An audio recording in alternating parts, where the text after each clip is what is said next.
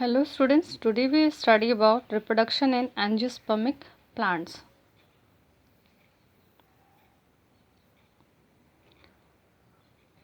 Before starting this chapter, I elaborate what is reproduction and why it is essential. क्यों ज़रूरी है reproduction? तो reproduction is essential to reproduce more offsprings and for continuity of life. अगर reproduction नहीं होगा तो और offsprings नहीं होंगे और अर्थ पे कोई भी लाइफ नहीं होगी, इसलिए रिप्रोडक्शन चाहे प्लांट्स हो चाहे एनिमल्स हो उनमें असेंशियल है. नाउ जो हमारा चैप्टर है वी स्टडी अबाउट इट कि what is reproduction in angiosperm. Before starting reproduction angiosperm, what do you understand bye angiosperm?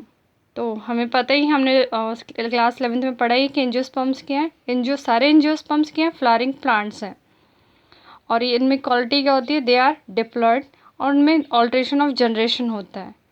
अब ये तो क्लियर है ही कि एंजियोस्पर्म सारे क्या हैं? फ्लावरिंग प्लांट्स हैं. लेकिन डिप्लॉयड क्या होता है? What do you understand by diploid? तो डिप्लॉयड मीन कि they are it have both the gametes, it have gametes from both the parents, that is male and female. कि इसमें मेल और फीमेल दोनों के गैमेट्स होंगे. सेकेंडली इसमें क्या होगा? एंजियोस्पर्म में हमें देखने को मिलेगी alteration of generation. Alteration of generation मैंने आपको पहले भी 11th क्लास में हमने डिटेल में पढ़ा है कि ऑल्ट्रेशन ऑफ जनरेशन में दो फेजेस होते हैं. एक होता है स्पोरोफिटिक एंड सेकंड होता है गैमेटोफिटिक.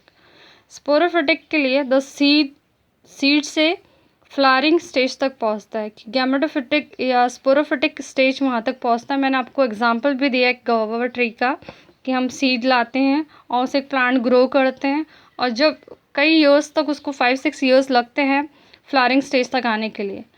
फ्लावरिंग स्टेज से फिर फ्रूट बनने के स्टेज को हम बोलते हैं गैमेटोफिटिक. जहाँ उसके फ्रूट्स लग जाते हैं वो स्टेज हमारा गैमेटोफिटिक फेज. तो यानी सभी एंजियोस्पर्म में ऑल्ट्रेशन ऑफ जनरेशन पाया जाएगा, यानी दो जनरेशन हमें देखने को मिलेगी, that is sporophytic and gametophytic phases. Okay, now we come to the our topic that is reproduction angiosperm plant. तो हमें पता ही है वैसे कि reproductions are of two type. Mainly in plants they are of asexual and sexual. Even in animals it is of two types, that is asexual and sexual reproduction. As the name itself define, in asexual reproduction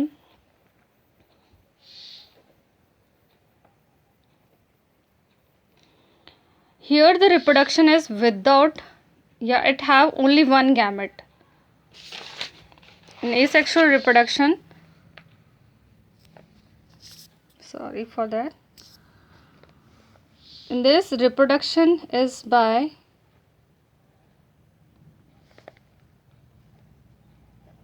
one gamete.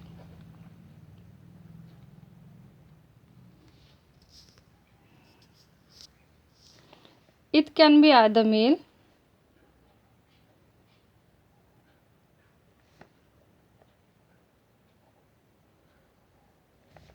or female gamete.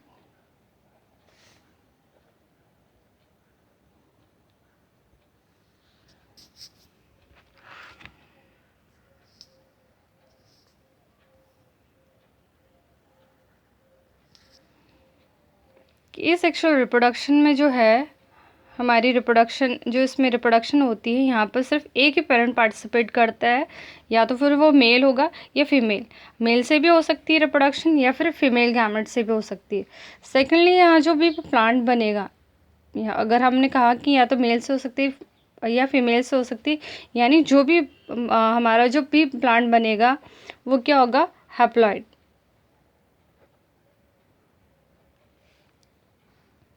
यहाँ पे ना ही meiosis होगी ना ही कोई fertilisation होगी.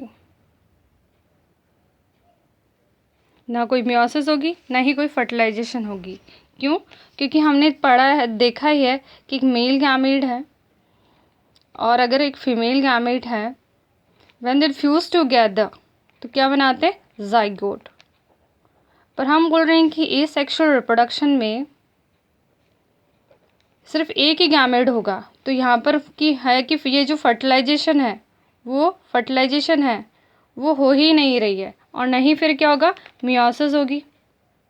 और जब fertilisation और मियोसिस नहीं होगी तो फिर जाइगोट नहीं बनेगा। तो यानी हमारे एसेक्सुअल रिप्रोडक्शन में सिर्फ ओनली एक पेरेंट पार्टिसिपेट करता है, या वो हैप्लॉइड होगा, उसमें मियोसिस नहीं होगी और ना ही उसमें फर्टिलाइजेशन होगा।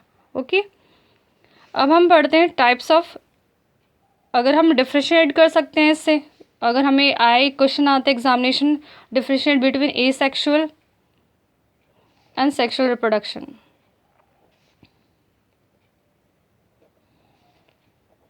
I'm writing in shortcut. Okay, firstly यहाँ पे सिर्फ क्या होगा, only one parent participate.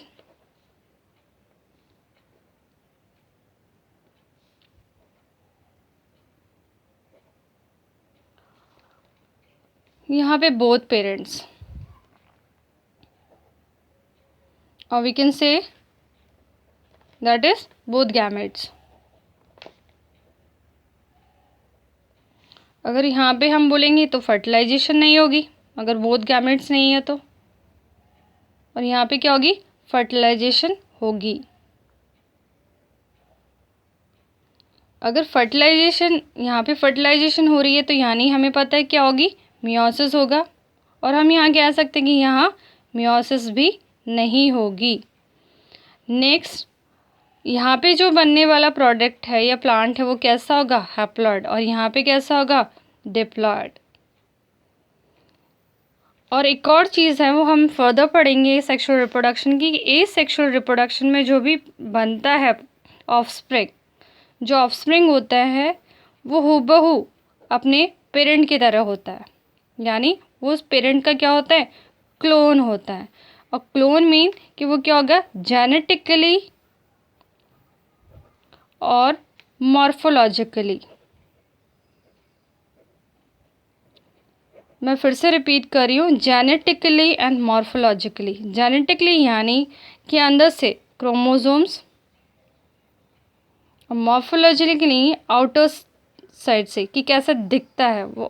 Genetically and morphologically वो पेरेंट्स की सेम रहेगा। जो जेनेटिकली और मॉर्फोलॉजिकल सेम है उसको, उसके लिए क्या टर्म है, क्लोन।